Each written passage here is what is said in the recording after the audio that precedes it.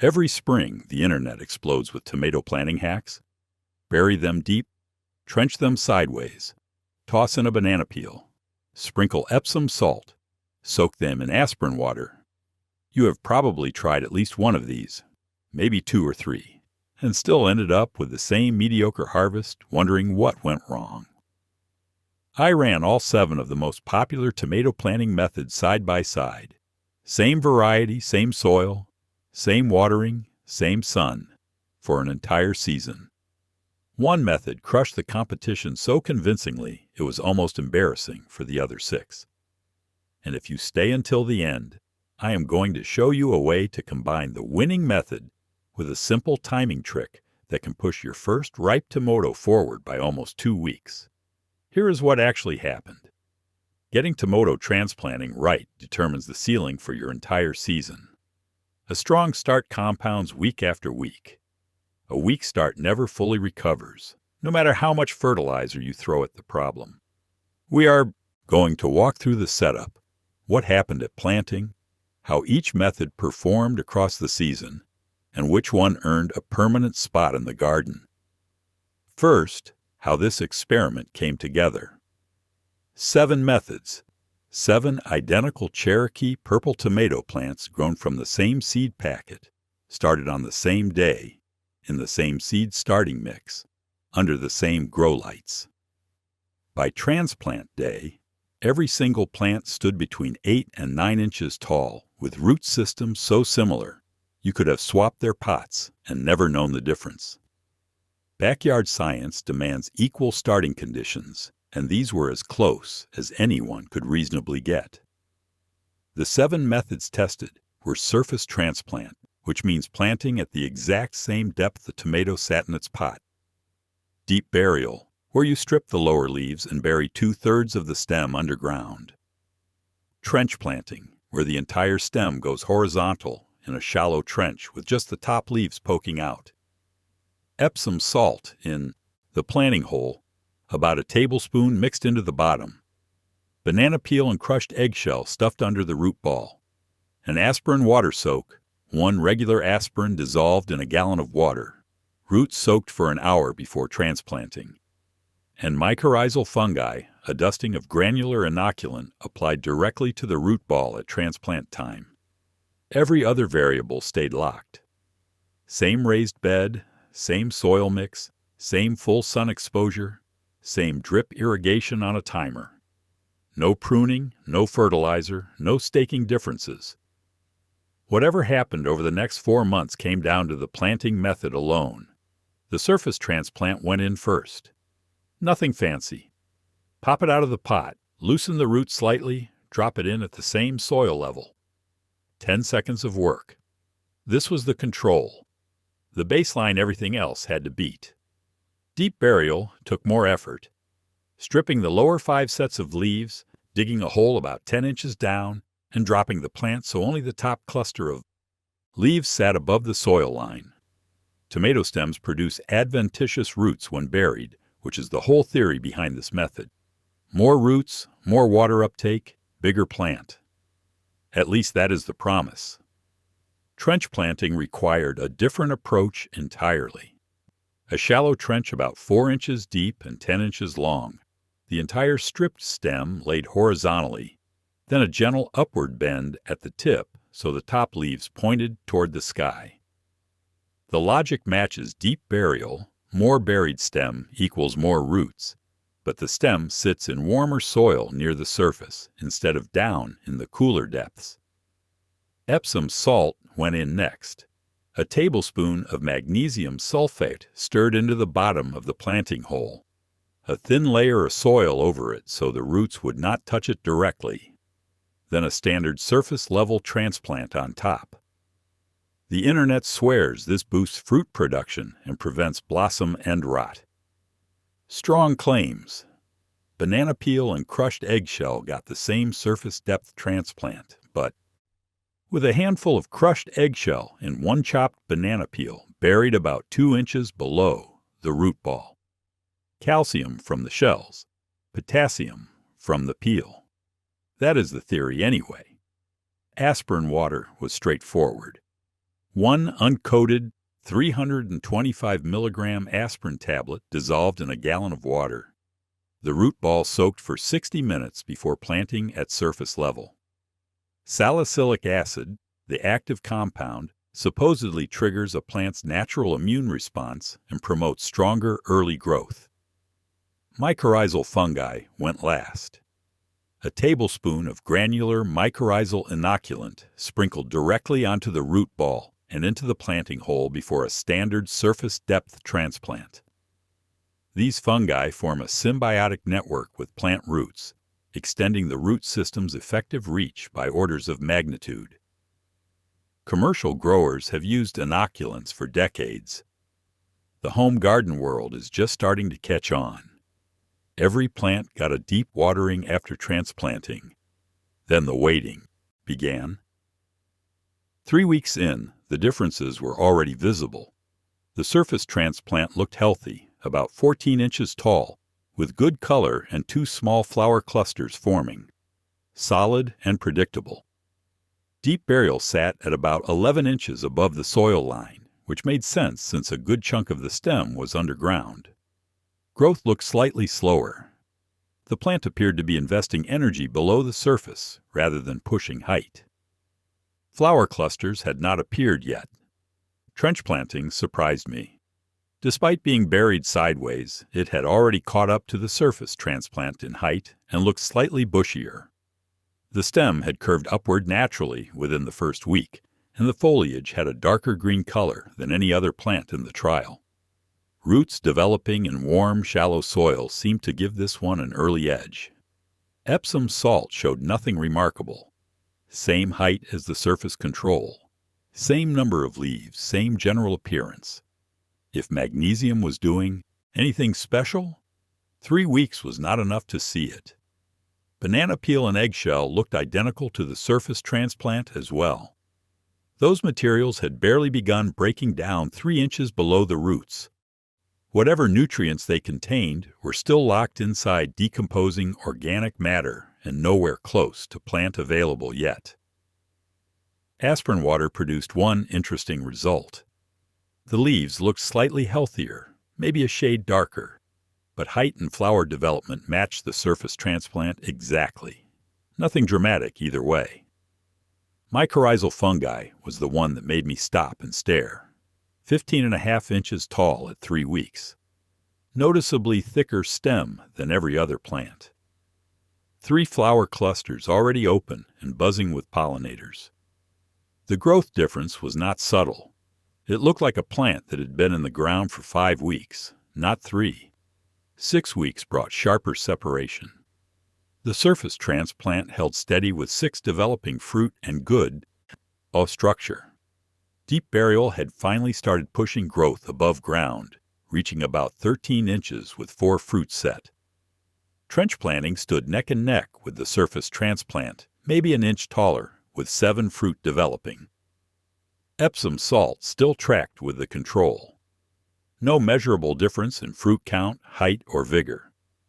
Banana peel and eggshell remained indistinguishable from the surface transplant. Aspirin water had perhaps 1 extra fruit cluster forming compared to the control, but calling it significant would be generous. Mycorrhizal fungi had pulled away from the pack entirely. 22 inches tall, 14 developing fruit, a root zone so active you could see fungal threads in the top inch of soil when you carefully brushed the mulch aside. The symbiotic network was clearly feeding this plant in a way the others simply could not match on their own. What I have shared with you so far is a real piece of the puzzle, but it is still just one piece. If you are tired of planting things and watching them fail, if you want a garden that actually produces food you can be proud of, then I would really encourage you to check out the guide I put together. It is called The 60-Day System for Your First Abundant Harvest, and it is everything I have learned over 3 decades of gardening, organized into a simple day-by-day plan you can start this season. It covers the complete 60-day planning calendar so you know exactly what to plant and when. It has got the raised bed blueprint with soil mix ratios that eliminate the guesswork. and it includes the Beginner Pest and Disease Field Guide, so you can identify and fix problems before you lose a single plant. Click the link in the description right below this video. Just scroll down a little and you will see it.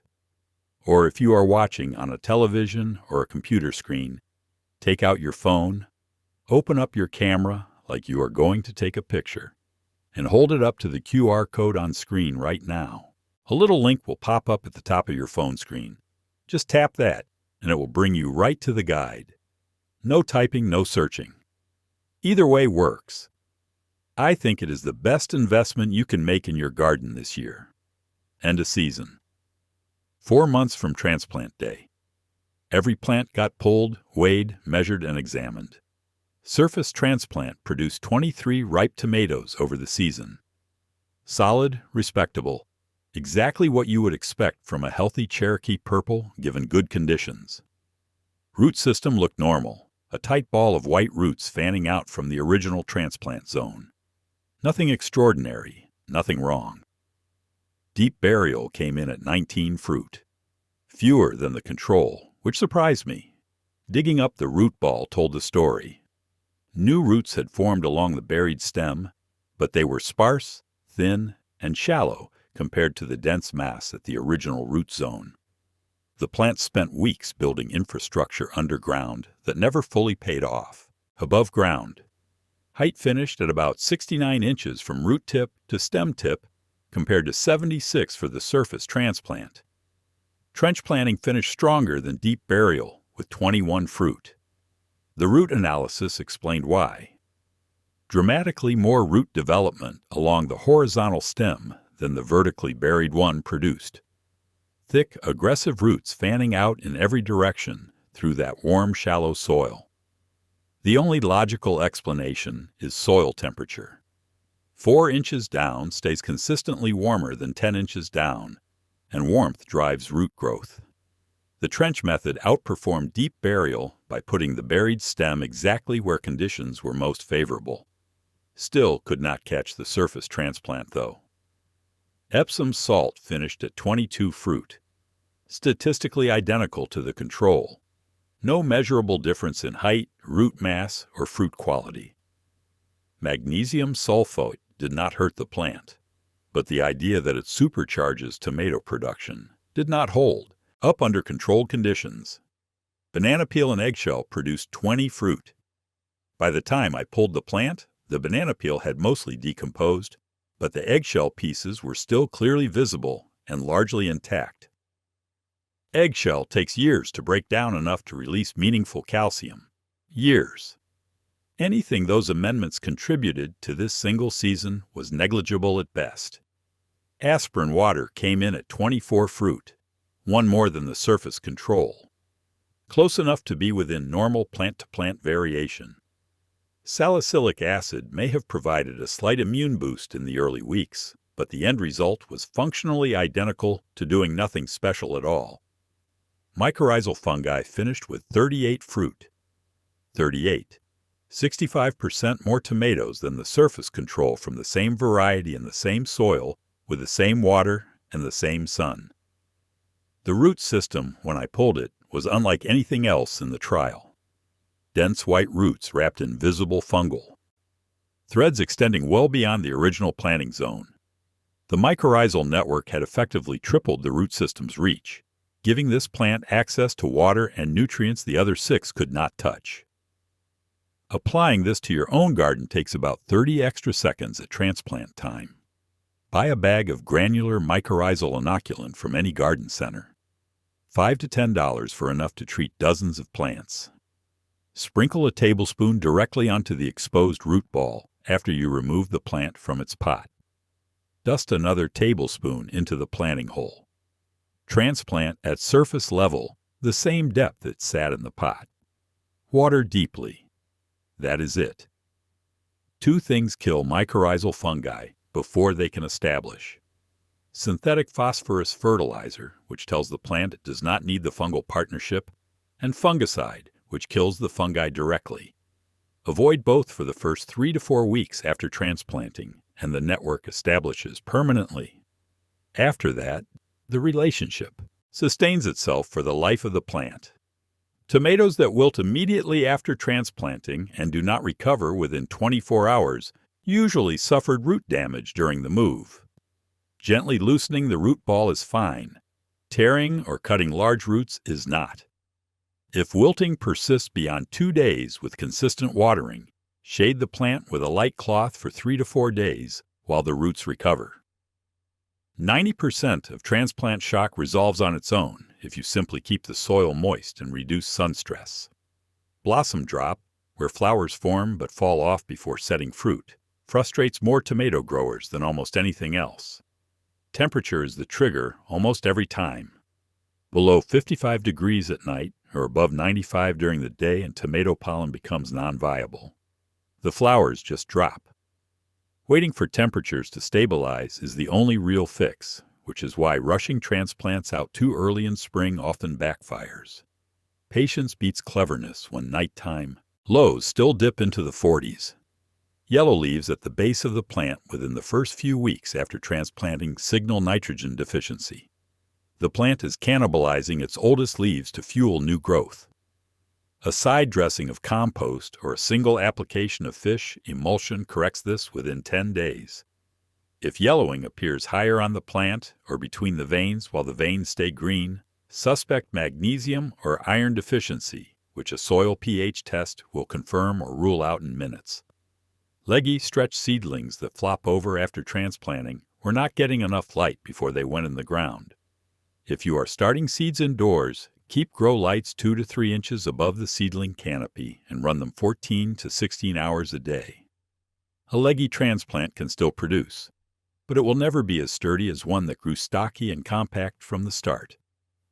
Burying the leggy stem deeper does help in this specific situation, and it is one case where deep planting actually makes practical sense. Cracked fruit after a heavy rain or inconsistent watering is a moisture regulation problem, not a disease. The interior of the tomato expands faster than the skin can stretch. Consistent drip irrigation and 2 inches of mulch to buffer soil moisture swings prevent cracking almost entirely. If you know heavy rain is coming, harvesting any fruit that is close to ripe saves them from splitting on the vine. Combining mycorrhizal fungi with a simple hardening off routine pushes your first ripe tomato earlier than either technique alone. 2 weeks before your planned transplant date, start setting your seedlings outside in filtered sunlight for 2 hours a day. Add 1 hour each day until they are tolerating full sun for 8 hours straight. This acclimates the stems, leaves, and root zone to outdoor conditions so the plant wastes zero time adjusting after it goes in the ground. Transplant with the mycorrhizal inoculant on the root ball, and those fungi start building their network in soil that the plant is already comfortable growing in. No transplant shock stalling the above-ground growth. No weeks lost while buried stems try to push out new roots. The fungal network extends the existing root system immediately, while the hardened-off plant puts every bit of energy into flowers and fruit from day one. In Zone 7 and above, this combination reliably produces the first ripe fruit 12 to 14 days ahead of a standard transplant. Below Zone 7, the gain narrows to about a week because cooler soil slows the fungal network's establishment. Either way, you are picking tomatoes while your neighbors are still waiting on green fruit. Hard to argue with that. What I have shared with you today is a real piece of the puzzle, but it is still just one piece. If you are tired of planting things and watching them fail, if you want a garden that actually produces food you can be proud of, then I would really encourage you to check out the guide I put together. It is called The 60-Day System for Your First Abundant Harvest, and it is everything I have learned over 3 decades of gardening, organized into a simple day-by-day plan you can start this season. It covers the complete 60-day planning calendar so you know exactly what to plant and when. It has got the raised bed blueprint with soil mix ratios that eliminate the guesswork. And it includes the beginner pest and disease field guide, so you can identify and fix problems before you lose a single plant. There are 2 easy ways to grab it. The first way is to click the link in the description right below this video. Just scroll down a little and you will see it.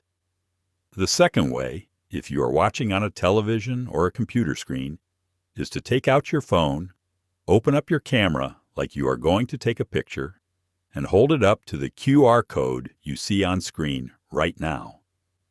A little link will pop up at the top of your phone screen. Just tap that, and it will bring you right to the guide. No typing, no searching. Either way works. I think it is the best investment you can make in your garden this year. 7 methods, 1 clear winner.